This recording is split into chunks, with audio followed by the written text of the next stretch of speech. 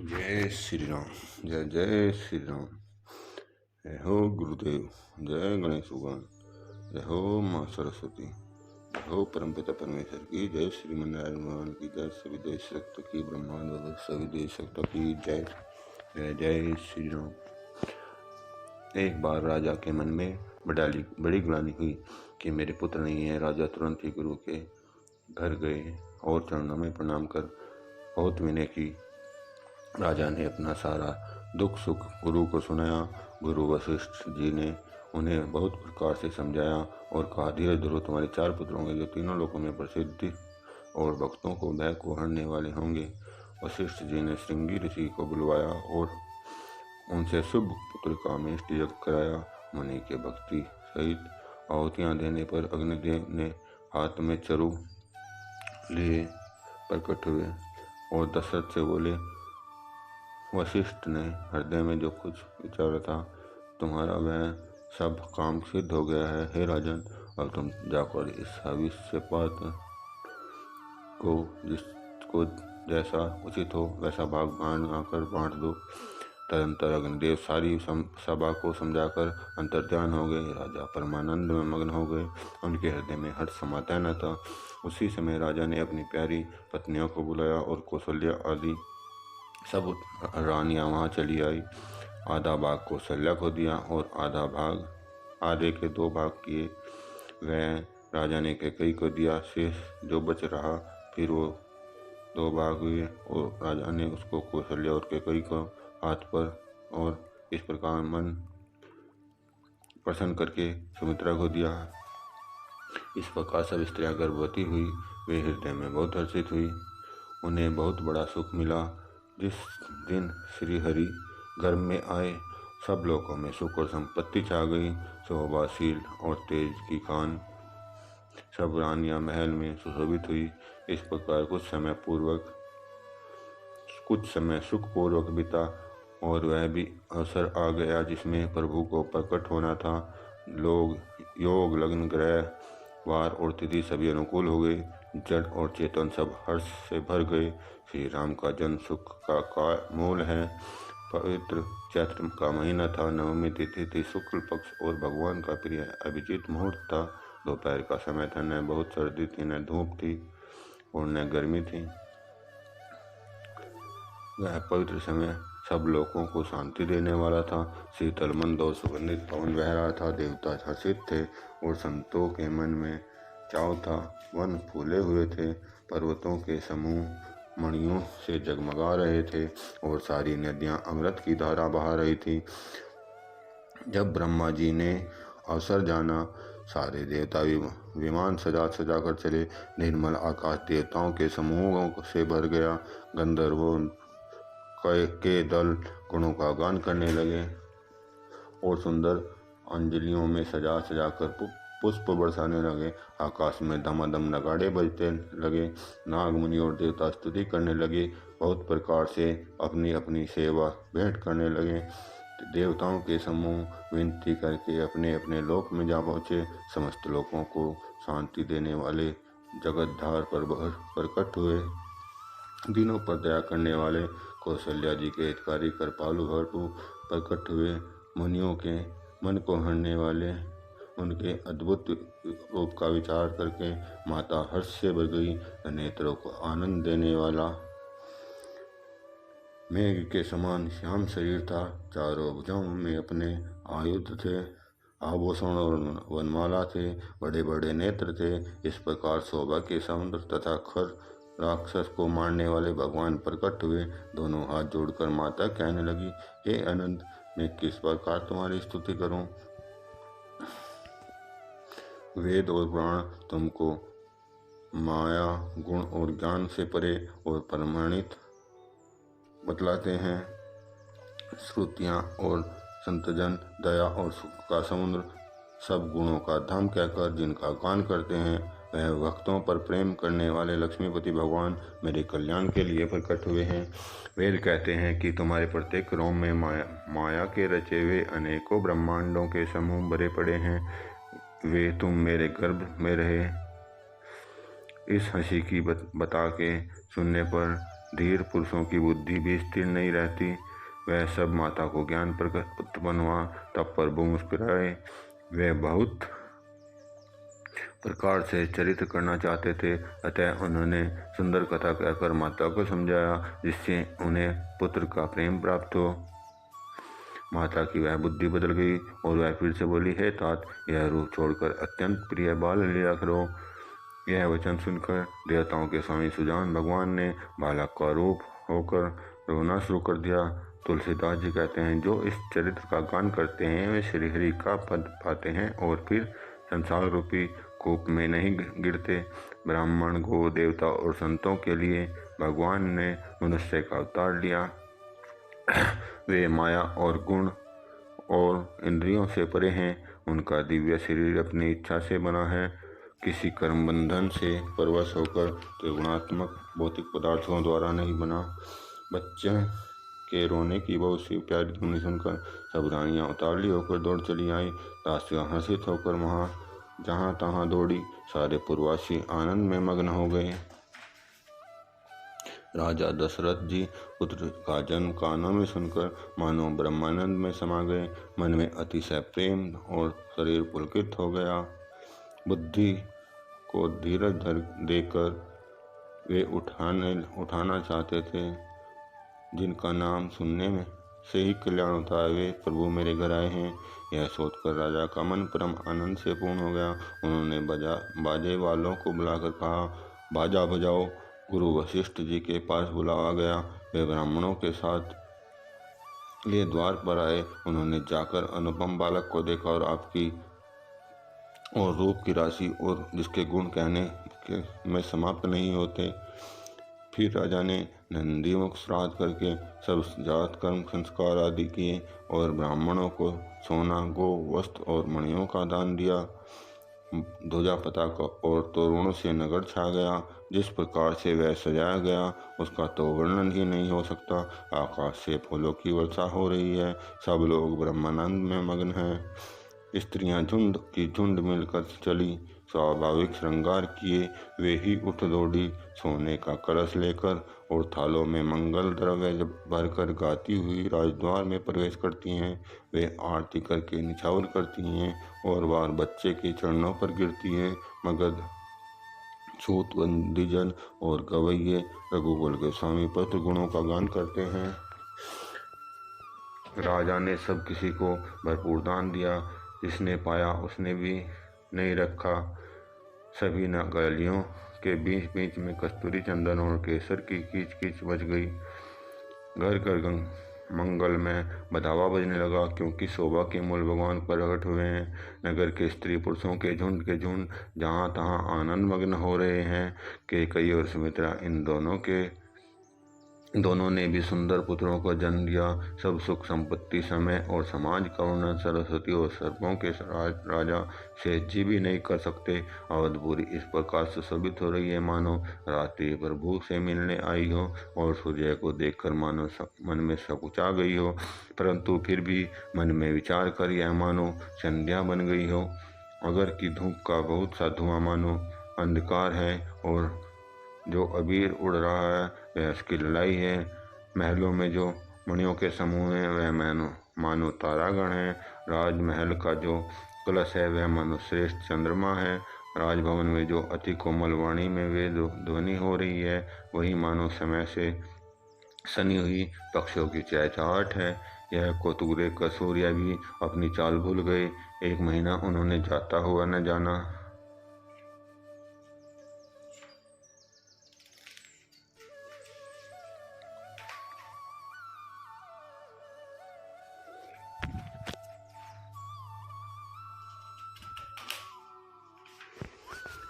महीने भर का दिन हो गया।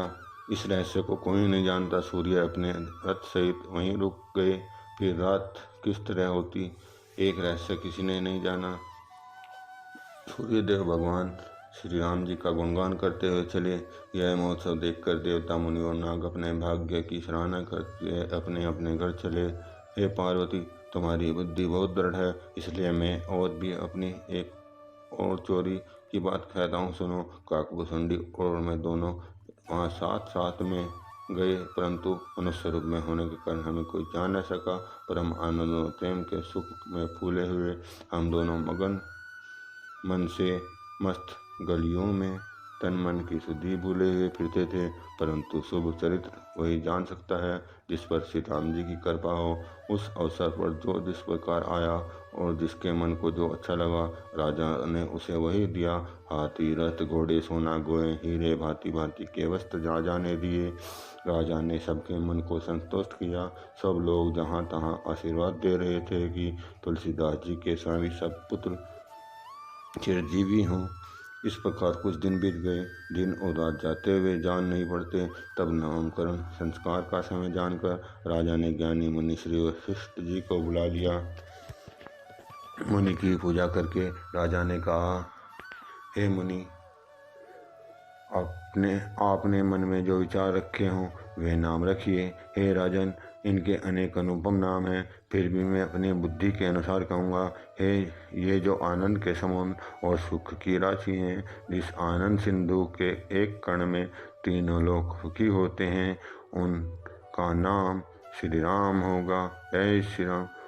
जो सुख का भवन और संपूर्ण लोकों को शांति देने वाला है, जो संसार का भरण पोषण करते हैं, उनका नाम भरत होगा। जिनके स्मरण मात्र से शत्रु का नाश होगा, उन वेदों में प्रसिद्ध शत्रुघ्न नाम है। जो शुभ लक्षणों के धाम श्री राम जी के प्यारे और सारे जगत के आधार हैं, श्री गुरु वशिष्ठ ने उनका राम लक्ष्मण ऐसा श्रेष्ठ नाम रखा। गुरु जी ने हृदय में विचार कर ये नाम रखे। हे राजन, तुम्हारे चारों पुत्रों के वेद के तत्व हैं, जो मुनियों के धन, भक्तों के सर्वस्व, शिव जी के प्राण हैं। उन्होंने बाल लीला के लिए रस में सुख माना है। बचपन से ही श्री रामचंद्र जी को अपना प्रेम हितैषी स्वामी जानकर लक्ष्मण जी ने उनके चरणों में प्रीति जोड़ ली। भरत और शत्रुघ्न दोनों भाइयों में स्वामी और सेवक की जिस प्रीति की प्रशंसा है, वैसी प्रीति हो गई।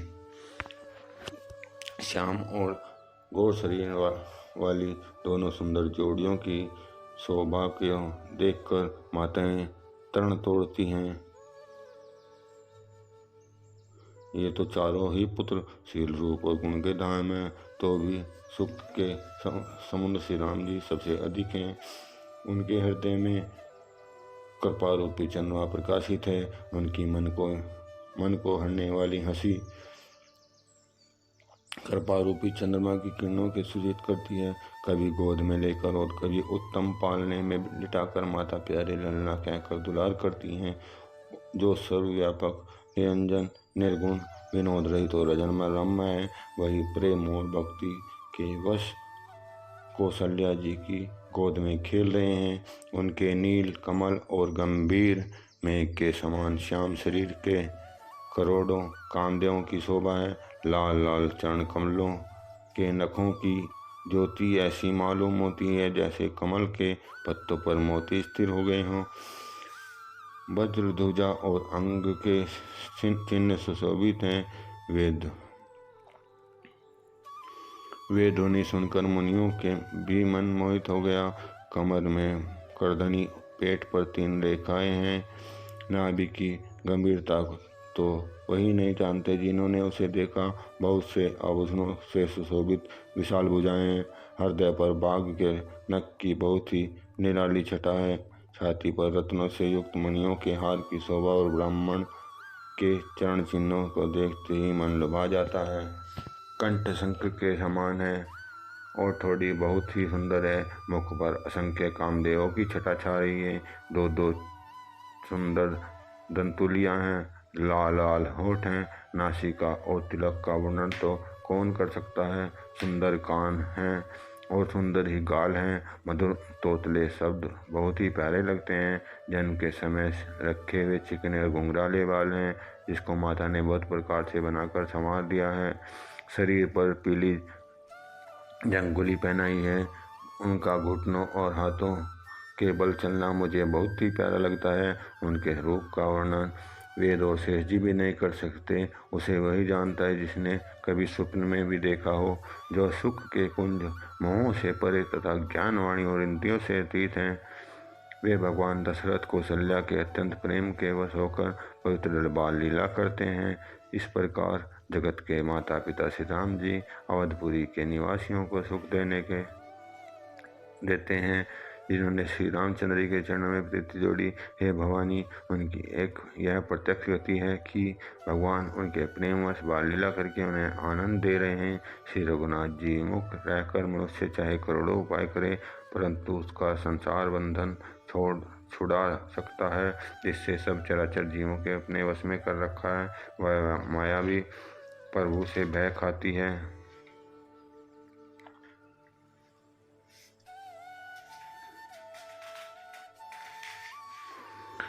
भगवान उस माया को बाहों के इशारे पर नचाते हैं। ऐसे प्रभु को छोड़कर कहो किसका भजन किया जाए।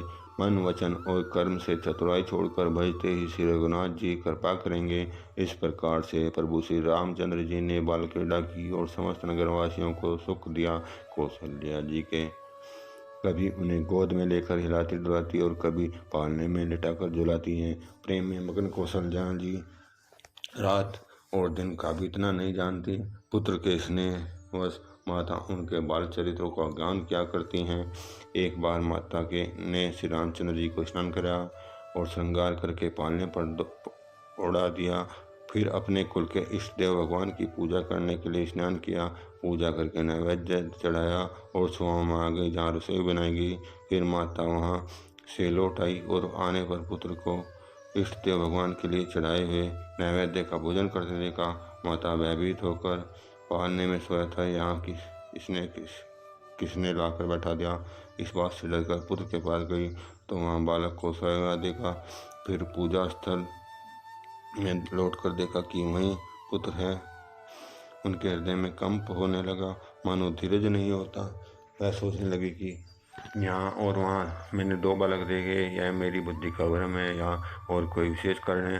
प्रभु श्री रामचंद्र जी ने माता को गड़ाई हुई देखकर मधुर मुस्कान से का अंश दिए। फिर उन्होंने माता को अपना अखंड अद्भुत रूप दिखलाया, जिसके एक एक रोम में करोड़ों ब्रह्मांड लगे हुए हैं। अगणित सूर्य, चंद्रमा, शिव, ब्रह्मा, बहुत से पर्वत, नदियाँ, समुद्र, पृथ्वी, वन, काल, कर्म, गुण, ज्ञान और स्वभाव देखे और वे पदार्थ भी देखे जो कभी सुने भी न थे। सब प्रकार से बलवती माया को देखा कि वह अत्यंत भयभीत हाथ जोड़े खड़ी हैं। जीव को देखा, उसे वह माया नचाती है। भक्ति को देखा, जो उस जीव को माया से छुड़ा देती है। शरीर पुलकित हो गया, मुख में वचन नहीं निकलता। तमाके मूंद कर उसने श्री रामचंद्र के चरणों में सिर नवाया। माता को आश्चर्यचकित देखकर करके शत्रु श्री राम जी फिर वाल्लोभ हो गए। स्तुति भी नहीं की जाती। वह डर गई कि मैंने जगत पिता परमात्मा को पुत्र करके जाना। श्री हरि ने माता को बहुत प्रकार से समझाया, हे माता सुनो, यह बात कहीं पर कहना नहीं। कौशल्या जी बार बार हाथ जोड़कर विनय करती कि हे प्रभु, मुझे आपकी माया अब कभी न व्यापे। भगवान के बहुत प्रकार से बाल लीलाएं की और अपने सेवकों को अत्यंत आनंद दिया। कुछ समय बीतने पर चारों भाई बड़े होकर कुटुंबियों के सुख देने वाले हुए। तब गुरु जी ने जाकर चूड़ाकर्म संस्कार किया। ब्राह्मणों ने फिर बहुत सी दक्षिणा पाई।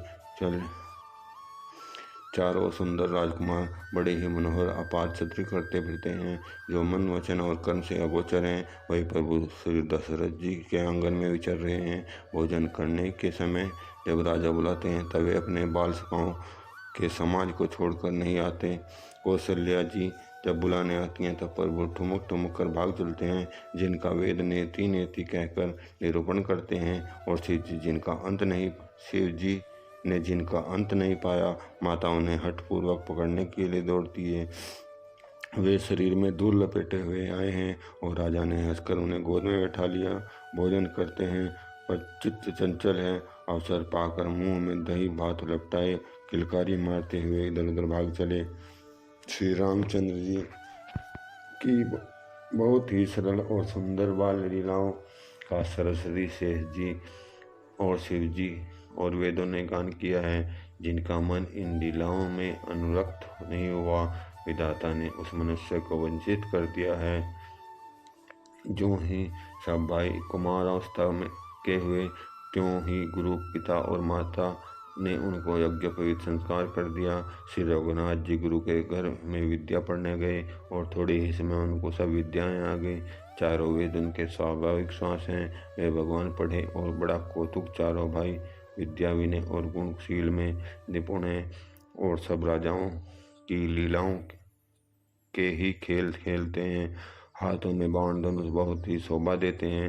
रूप देखते ही चराचर मोहित हो जाते हैं। वे सब भाई जिन गलियों में खेलते हैं उन गलियों में सभी स्त्री पुरुष उनको देखकर स्नेह से शिथिल हो जाते हैं अथवा ठिठक कर रह जाते हैं। कौशलपुर के रहने वाले स्त्री पुरुष बूढ़े और बालक सभी को कृपालु श्री रामचंद्र जी प्राणों से भी बढ़कर प्रिय लगते हैं। श्री रामचंद्र जी भाई और इष्ट मित्रों को बुलाकर साथ ले जाते हैं और नित्य वन में जाकर शिकार खेलते हैं। मन में पवित्र समझकर मृग को मारते हैं और प्रतिदिन लाकर राजा दशरथ जी को दिखलाते हैं। वे जो मृग श्री राम जी के बाण से मारे जाते हैं वे शरीर छोड़कर देवलोक को चले जाते हैं। श्री रामचंद्र जी अपने छोटे भाई और सखाओं के साथ भोजन करते हैं और माता पिता की आज्ञा का पालन करते हैं।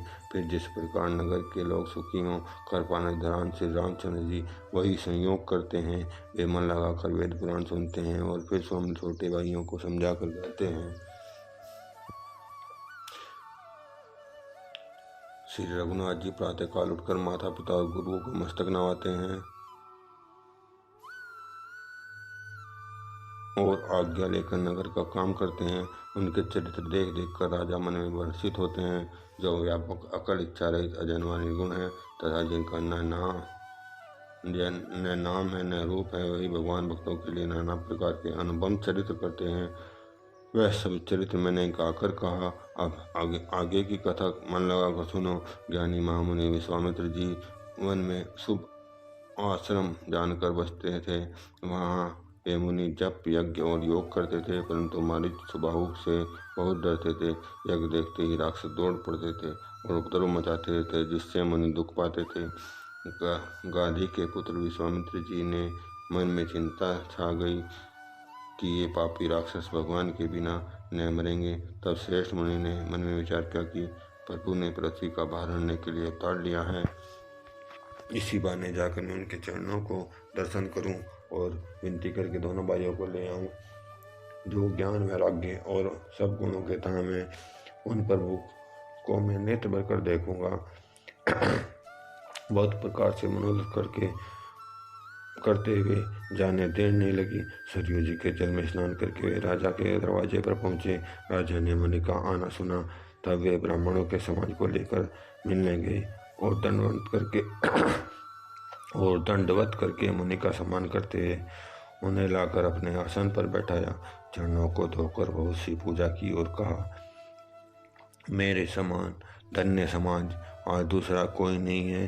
फिर अनेक प्रकार से भोजन करवाए, जिससे श्रेष्ठ मुनि ने अपने हृदय में बहुत ही हर्ष प्राप्त किया। फिर राजा ने चारों पुत्रों को मुनि के चरणों पर डाल दिया। श्री रामचंद्र जी को देखकर मुनि अपनी देह की सुधि भूल गए।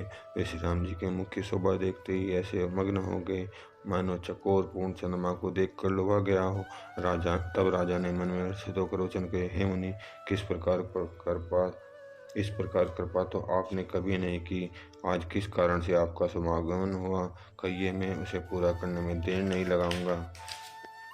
मुनि ने कहा, हे राजन, राक्षसों के समूह मुझे बहुत सताते हैं, इसलिए मैं तुमसे कुछ मांगने आया हूँ। छोटे भाई श्री रघुनाथ जी को मुझे दो। राक्षसों के मारे जाने पर मैं सनाथ हो जाऊंगा। हे राजन, प्रसन्न मन से इनको दो, मोह और अज्ञान छोड़ दो। हे स्वामी, इससे तुम धर्म और श्रेयस की प्राप्ति होगी, यह परम कल्याण होगा। इस अत्यंत अप्रिय वाणी को सुनकर राजा का हृदय कांप उठा और उनके मुख की कांति फीकी पड़ गई। हे ब्राह्मण, मैंने चौथेपन में 4 पुत्र हुए पाए, अपने विचार कर बात नहीं कही। हे मुनि, आप रते गो धन और खजाना मांग लीजिए, मैं आज बड़े हर्ष के साथ अपना सर्वस्व दे दूंगा। दिए हुए प्राण से अधिक प्यारा कुछ भी नहीं होता, मैं उसे भी एक पल में दे दूंगा। सभी पुत्र मुझे प्राणों से समान प्यारे हैं, उनमें भी हे प्रभु, राम को तो मैं देते नहीं बनता। कहाँ अत्यंत डरावने और क्रूर राक्षस, कहाँ परम किशोर अवस्था के सुंदर सुकुमार मेरे पुत्र। प्रेम रस में सनी हुई राजा की वाणी सुनकर ज्ञानी मुनि विश्वामित्र जी ने हृदय में बड़ा हर्ष माना। तब वशिष्ठ जी ने राजा को बहुत प्रकार से समझाया, जिससे राजा का संदेह नाश करके प्राप्त हुआ। राजा ने बड़े ही अदा से दोनों पुत्रों को बुलाया, हृदय में लगाकर बहुत प्रकार से उन्हें शिक्षा दी। फिर कहा, हे नाथ, ये दोनों पुत्र मेरे प्राण हैं। हे मुनि, आप ही इनके पिता हैं, दूसरा कोई नहीं है। राजा ने बहुत प्रकार से आशीर्वाद देकर पुत्रों को ऋषि के हवाले कर दिया। फिर प्रभु माता के महल में गए और उनके चरणों में सिर नवाकर चले। पुरुषों में सिंह रूप दोनों भाई राम और लक्ष्मण मुनि का भय हरने के लिए प्रसन्न होकर चले। वे कृपा के समुद्र, धीर बुद्धि और संपूर्ण विश्व के कारण हैं। भगवान के लाल नेत्र हैं, चौड़ी छाती है, विशाल भुजाएं हैं, नील कमल तमाल के वृक्ष की तरह श्याम शरीर है, कमर में पीताम्बर है और सुंदर तरकस कसे हुए हैं। दोनों हाथों में सुंदर धनुष और बाण है। श्याम और गौर वर्ण दोनों भाई परम सुंदर हैं। विश्वामित्र जी को महान निधि प्राप्त हो गई। ये मैं जान गया कि प्रभु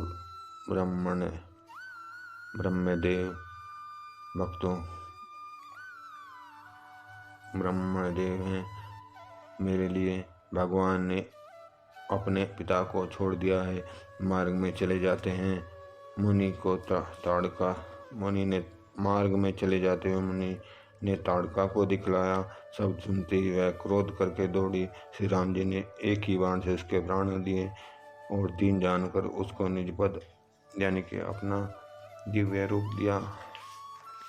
तब ऋषि विश्वामित्र ने प्रभु को मन में विद्या का भंडार समझते हुए भी पूर्ण करने के लिए ऐसी विद्या दी जिससे भूख प्यास न लगे, शरीर में अतुलित बल और तेज का प्रकाश हो। सब अस्त्र शस्त्र समर्पण करके मुनि प्रभु श्री राम जी को अपने आश्रम में ले आए और उन्हें परम हित जानकर भक्तिपूर्वक कंद मूल और फल का भोजन कराया। सवेरे श्री रघुनाथ जी ने मुनि से कहा, आप निडर होकर यज्ञ कीजिए। यह सुनकर सब मुनि हवन करने लगे। श्री राम जी का यज्ञ रखवाली पर रहे। जब यह समाचार सुनकर मुनियों के शत्रु क्रोधी राक्षस मारीच अपने सहायकों को लेकर दौड़ा। श्री राम जी ने बिना फल वाला बाण उसको मारा, जिससे वह 100 योजन के विस्तार वाले समुद्र के पार जा गिरा। फिर सुबाहु को अग्नि बाण मारा। इधर छोटे भाई लक्ष्मण जी ने राक्षसों की सेना का संहार कर डाला। इस प्रकार श्री राम जी ने राक्षसों को मारकर ब्राह्मणों को निर्भय कर दिया।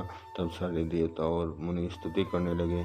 श्री रघुनाथ जी ने वहाँ कुछ दिन और रहकर ब्राह्मणों पर दया की। भक्ति के कारण ब्राह्मणों ने उन्हें पुराणों की बहुत सी कथाएं कही। यद्यपि प्रभु सब जानते थे। तदंतर मुनि ने आदरपूर्वक समझा कर कहा, है प्रभु, चलकर एक चरित्र देखिए।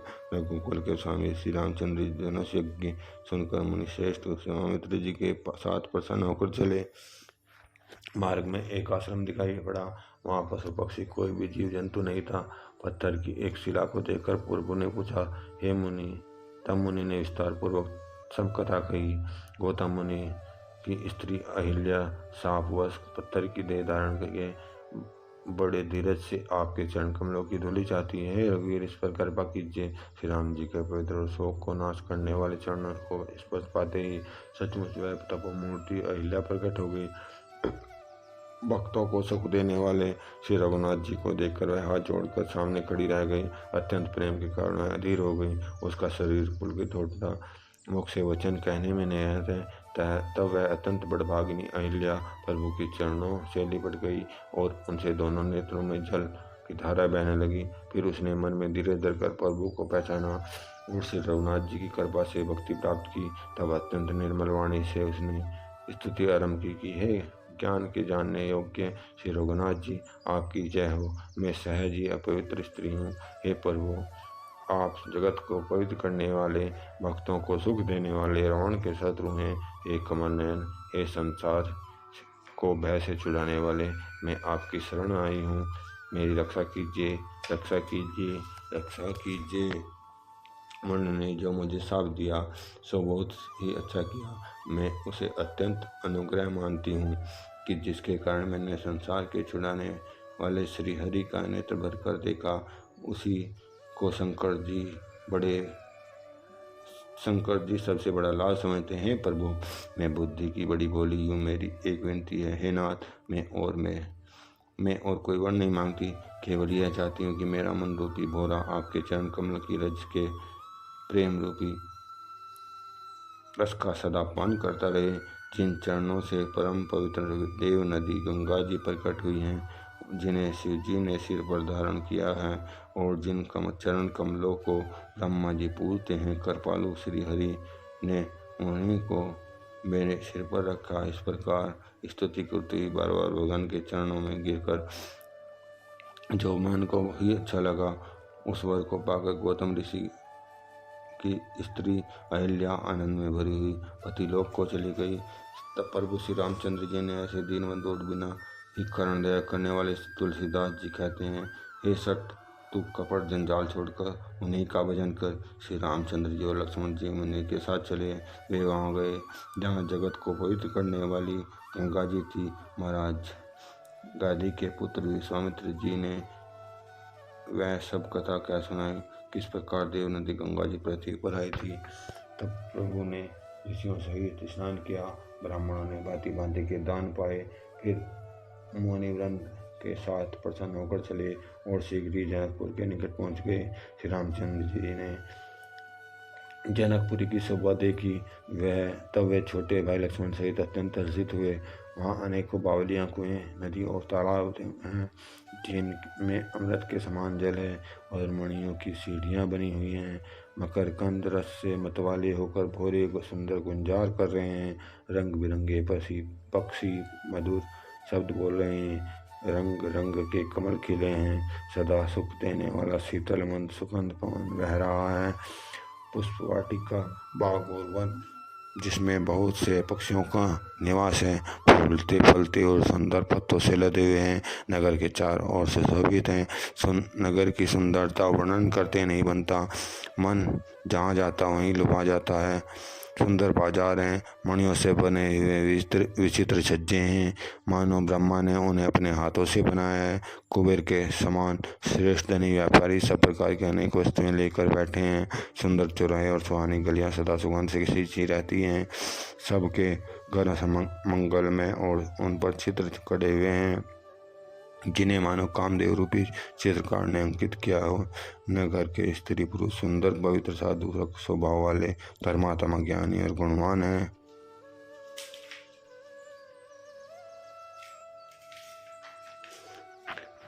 जहाँ जानकी का अत्यंत अनुपम निवास स्थान है, वहाँ के विलास को देखकर देवता भी थकित हो जाते हैं। मनुष्य की तो बात ही क्या, कोट को देखकर चित्त चकित हो जाता है। ऐसा मालूम होता है कि मानो उसके समस्त लोगों को शोभा को रोक रखा हो। उज्ज्वल महलों में अनेक प्रकार के सुंदर रीति से बने हुए मणि जडित सोने के जरी के पर्दे लगे हैं। सीता जी के रहने के सुंदर महल की शोभा वर्णन किया भी कैसे जा सकता है। राजमहल के सब दरवाजे सुंदर हैं, जिनमें वज्र के किवाड़ लगे हैं। वहाँ राजाओं, नटों, मगधों और भाटों की भीड़ लगी रहती है। घोड़ों और हाथियों के लिए बहुत बड़ी बड़ी गौशालाएं और गजशालाएं बनी हुई हैं, जो सब समय घोड़े, हाथी और रथों से भरी रहती हैं। बहुत से सूरवीर मंत्री और सेनापति, उन सब के घर भी राजमहल सरीखे ही हैं। नगर के बाहर तालाब और नदी के निकट जहाँ तहाँ बहुत से राजलोग उतरे हुए हैं।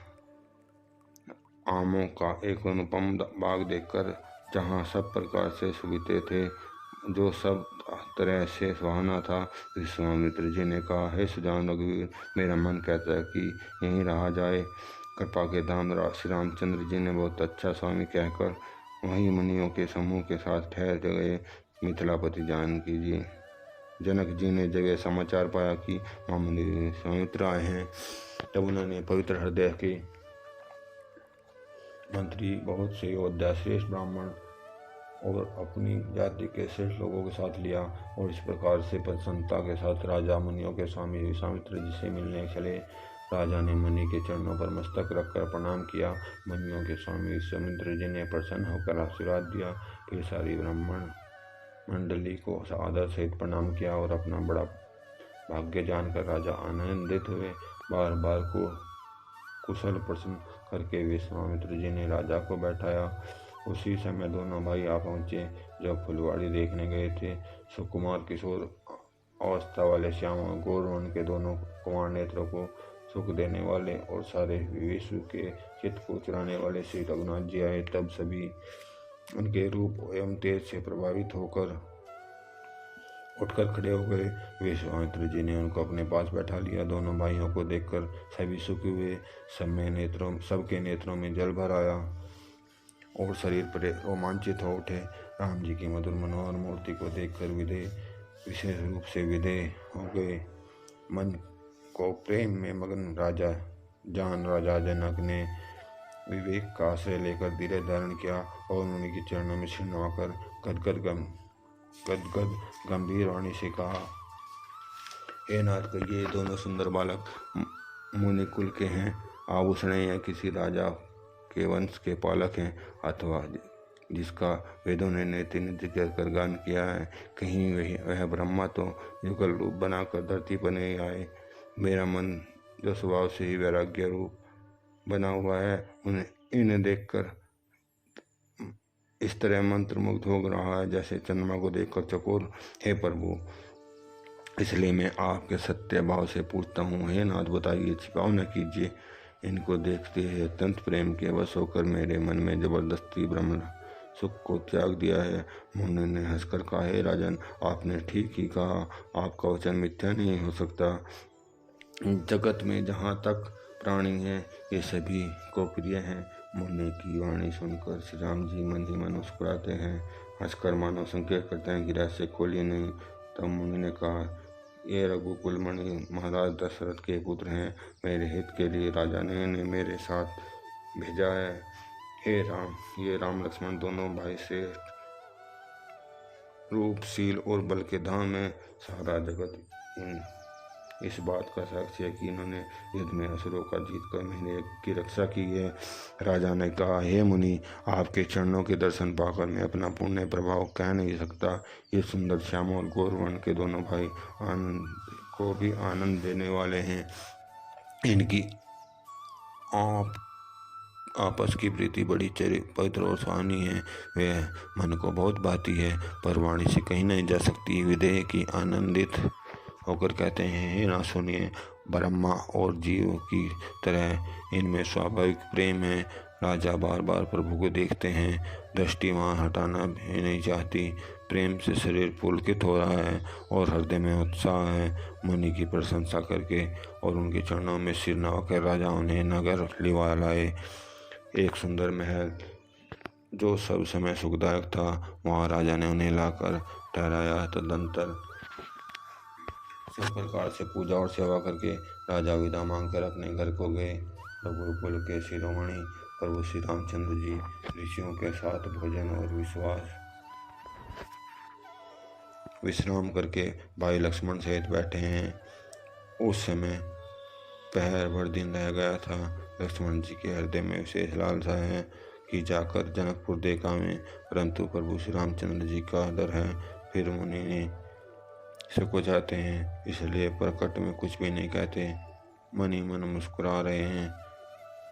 अंतर्यामी श्री रामचंद्र जी ने छोटे भाई को मन की दशा जान ली। उनके हृदय में वक्त चलता उमड़ पड़ी। वे गुरु जी की आज्ञा पाकर बहुत ही सुने के साथ सकुचाते हुए मुस्कुराकर बोले, हे नाथ, लक्ष्मण नगर देखना चाहते हैं, किंतु प्रभु के डर से संकोच में कारण स्पष्ट नहीं कहते। यदि आपकी आज्ञा पाऊँ तो मैं इनको नगर दिखलाकर तुरंत ही वापस ले आऊँ। यह सुनकर मुनीश्वर विश्वामित्र जी ने प्रेम से सूचन किया, हे राम, तुम नीति की रक्षा कैसे न करोगे। हे तात, तुम धर्म की मर्यादा का पालन करने वाले और प्रेम के वशीभूत होकर सेवकों को सुख देने वाले हो। सुख के निधान दोनों भाई जाकर नगर देखा हो।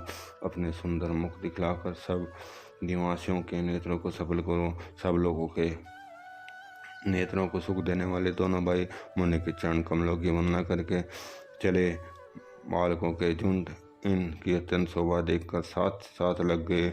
उनके नेत्र और मन इनकी माधुरी पर लुभा गए। दोनों भाइयों के पीले रंग के वस्त्र कमर के दुपट्टों में तरकस बंधे हैं। हाथों में सुंदर धनुष बाण सुशोभित हैं।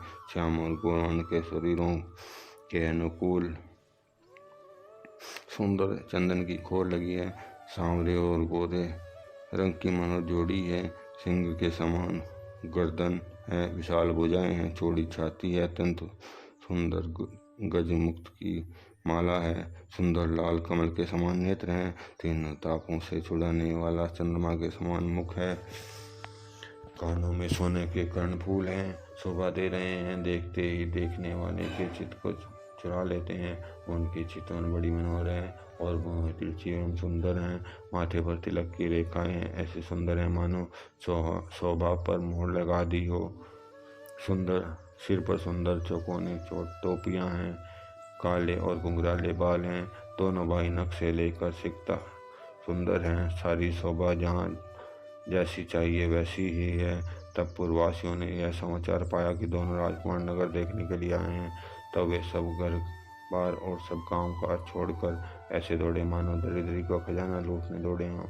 स्वभाव से ही सुंदर दोनों भाइयों को देखकर वे लोग नेत्रों में फल पाकर सुखी हो रहे हैं। युवती स्त्रियां घर के झरोखों से लगी हुई प्रेम सहित रामचंद्र जी के रूप को देख रही हैं। वे आपस में बड़े प्रेम से बात करती हैं। हे सखी, इन्होंने करोड़ों कामदेव की छवि को जीत लिया है। देवता, मनुष्य, असुर, नाग और मुनियों में ऐसी शोभा तो कभी सुनने में भी नहीं आती। भगवान विष्णु की 4 भुजाएं हैं, ब्रह्मा जी के 4 मुख हैं, शिव जी का विकट वेश है, उनके 5 मुंह हैं। हे सखी, दूसरा देवता भी कोई ऐसा नहीं है जिसके साथ इस छवि की उपमा दी जाए। इनकी किशोरावस्था है। सुंदरता के घर सांवले और गोरे रंग के साथ तथा सुख के धाम में इनके अंग अंग पर करोड़ों अरबों कामदेवों को निछावर कर देना चाहिए। हे सखी, कहो तो ऐसा कौन सिरधारी होगा जो इस रूप को देखकर मोहित न जाए। तब कोई दूसरी सखी प्रेम सहित कोमल वाणी से बोली, हे सैनी, मैंने सुना है, उसे सुनो। ये दोनों महाराज दशरथ जी के पुत्र हैं। बालराज हंसों सा सुंदर है जोड़ा है। ये मुनि विश्वामित्र के यज्ञ की रक्षा करने वाले हैं। इन्होंने युद्ध के मैदान में राक्षसों को मारा है। जिनका श्याम शरीर सुंदर कमल नेत्र है जैसे नेत्र हैं, जो मारीच और सुबाहु के मद को चूर करने वाले और सुख की खान है, और जो हाथ में धनुष बाण लिए हुए हैं वे कौशल्या जी के पुत्र हैं। इनका नाम राम है, जिनका रंग गोरा और किशोरावस्था है, और जो सुंदर वेश बनाए हाथ में धनुष बाण लिए श्री रामचंद्र जी के पीछे चल रहे हैं। वे इनके छोटे भाई हैं, उनका नाम लक्ष्मण है। हे सखी सुनो, इनकी माता सुमित्रा है। दोनों भाई ब्राह्मण विश्वामित्र का काम करके और रास्ते में मुनि गौतम ऋषि की अहल्या का उद्धार करके यहाँ धनुष्य देखने आए। यह सुनकर सब स्त्रियां प्रसन्न हुई। श्री रामचंद्र जी की छवि देखकर कोई एक दूसरी सखी कहने लगी, यह वर जानकी के योग्य है। हे सखी, यदि कहीं राजा इन्हें देख ले तो प्रतिज्ञा छोड़कर हठपूर्वक इन्हें विवाह कर देगा। किसी ने कहा, राजा ने इन्हें पहचान लिया है और मुनि के सहित इनका आदरपूर्वक सम्मान किया है, परंतु यदि भी राजा अपना प्राण नहीं छोड़ता, वह होनहार के वशीभूत होकर हठपूर्वक अविवेक का ही आश्रय लिए हुए प्राण पर अड़े रहने की मूर्खता नहीं छोड़ता। कोई कहती है यदि विधाता भले हैं और सुना जाता है कि वे सबको उचित फल देते हैं, तो जानकी जी को यही वर मिलेगा। हे सखी, इसमें संदेह नहीं है।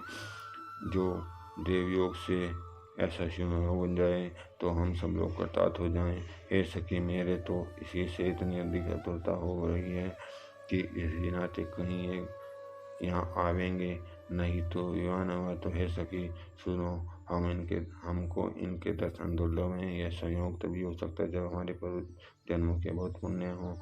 दूसरे ने कहा, हे सखी, तुमने बहुत अच्छा कहा, इस विवाह में सभी का परम हित है। किसी ने कहा, शंकर जी का धनुष कठोर है और ये सांवले राजकुमार कोमल शरीर के बालक हैं।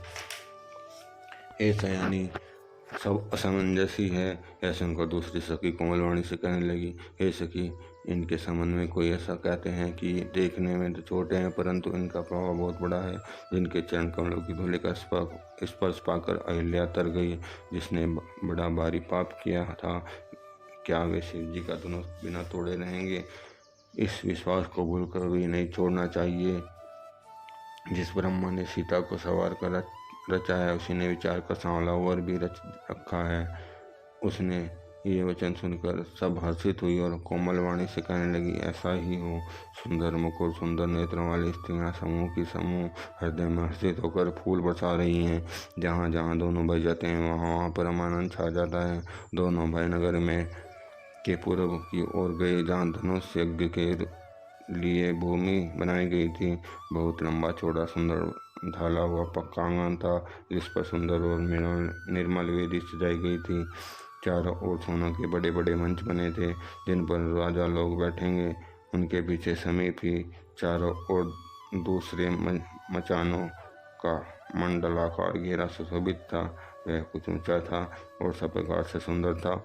वहां जाकर नगर के लोग बैठेंगे। उन्होंने पास विशाल एवं सुंदर सफ़ेद मकान अनेक रंगों के बनाए गए हैं, जहाँ अपने अपने कुल के अनुसार सब स्त्रियाँ यथायोग्य जिसको जहाँ बैठना है उचित है बैठकर देखेगी।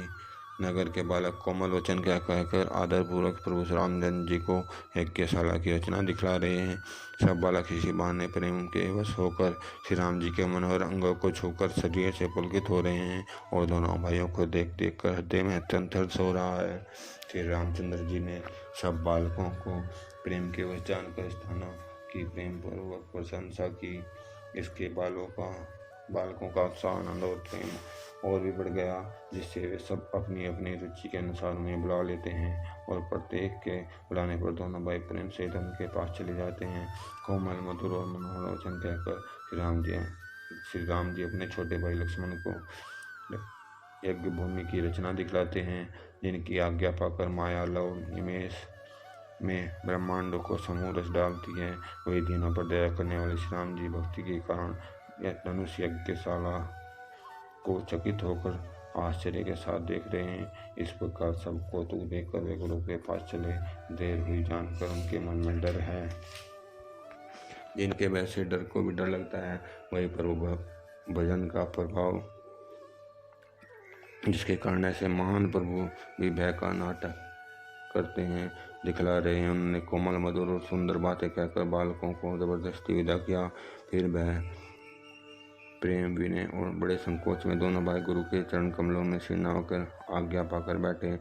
रात्रि प्रवेश होते ही मुनि ने आज्ञा दी। तब सबने संध्या वंदन किया। फिर प्राचीन कथा इतिहास कहते कहते सुंदर रात्रि दोपहर बीत गई। तब श्रेष्ठ मुनि ने जाकर शयन किया। दोनों भाई जिनके चरण दबाने लगे, जिनके चरण कमलों के लिए वैराग्यवान पुरुष स्त्री भी भांति भांति के तप और यज्ञ करते हैं, वे ही दोनों भाई प्रेम में मानो प्रेम से जीते हुए प्रेम पूर्वक गुरु जी के चरण कमलों को दबा रहे हैं। मुनि ने बार बार आज्ञा की। तब श्री रघुनाथ जी ने जाकर शयन किया। रामचंद्र जी के चरणों को हृदय में लगाकर भय और प्रेम सहित परम सुख का अनुभव करते हुए लक्ष्मण जी उनको दबा रहे हैं। श्री प्रभु रामचंद्र जी ने बार बार कहा है, हिताश हो जाओ। तब वे उन चरण कमलों को हृदय में भरकर लेट गए रहे। रात बीतने पर मुर्गे का शब्द कानों में सुनकर लक्ष्मण जी उठे। जगत के स्वामी श्री सुजान प्रभु चांद श्री रामचंद्र जी भी गुरु के पहले ही जाग गए। सब जो सोच क्रिया करके जाकर नहाए।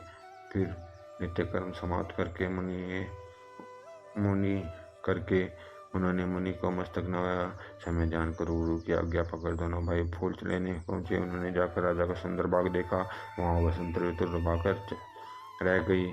मन को लुभाने वाले वृक्ष लगे हैं। रंग बिरंगी उत्तम लताओं के मंडप छाए हुए हैं। नए पत्तों फलों और फूलों से युक्त सुंदर वृक्ष अपनी संपत्तियों से कल्प वृक्षों को भी लजा रहे हैं। पपीहे कोयल तोते चकोर और पक्षी मीठी मीठी बोली बोल रहे हैं। मोर सुंदर नृत्य कर रहे हैं। बाग के बीचों बीच सुहावना सरोवर है, जिसमें मणियों की सीढ़ियाँ विचित्र ढंग से बनी हैं। उसका जल निर्मल है, जिसमें अनेक रंगों के कमल खिले हैं, जल के पक्षी कलरव कर रहे हैं, भ्रमर गुंजार कर रहे हैं। बाघ और सरोवर को देखकर प्रभु श्री रामचंद्र जी भाई लक्ष्मण से हर्षित हुए। यह बाघ परम रमणीय है, जो जगत को सुख देने वाला है। श्री रामचंद्र जी को सुख दे रहा है। चहर और दृष्टिदार कामवालियों से पूछकर वे प्रसन्न मन से पुष्प लेने लगे। उसी समय सीता जी वहाँ आई। माता ने उन्हें गिरिराज जी की पूजा करने के लिए भेजा था। साथ में सुंदरी सयानी सखियां हैं, जो मनोहर वाणी से गीत गा रही हैं। सरोवरों के पास गिरिजा जी का मंदिर सुशोभित है, जिसका वर्णन नहीं किया जा सकता। देखकर मन मोहित हो जाता है। सखियों सहित सरोवर में स्नान करके सीता जी प्रसन्न मन से गिरिराज जी के मंदिर गई। उन्होंने बड़े प्रेम से पूजा की और अपने योग्य सुंदर वर मांगा। एक सखी सीता जी का साथ छोड़कर फुलवाड़ी देखने चली गई। उसने जाकर दोनों भाइयों को देखा और प्रेम में विवल होकर सीता जी के पास आई। जय श्री राम। अब इससे आगे का भाग हम अगले अध्याय में करेंगे। सभी देवी देवताओं से मेरी प्रार्थना है, मुझ पर और सुनने वालों पर अपनी कृपा आशीर्वाद हमेशा बनाए रखें। हमें प्रभु के चरणों में हमें अपनी भक्ति प्रदान करें। प्रभु की भक्ति हमें प्रदान प्राप्त हो, ऐसा हमें आशीर्वाद दें। अब आप सभी अपने अपने घर लोक को जाएं। श्री लक्ष्मण जी और श्री गणेश जी और लक्ष्मी जी सदा हमारे निवास में निवास करें। आपकी बहुत कृपा होगी। जय श्री राम, जय श्री राम, जय जय।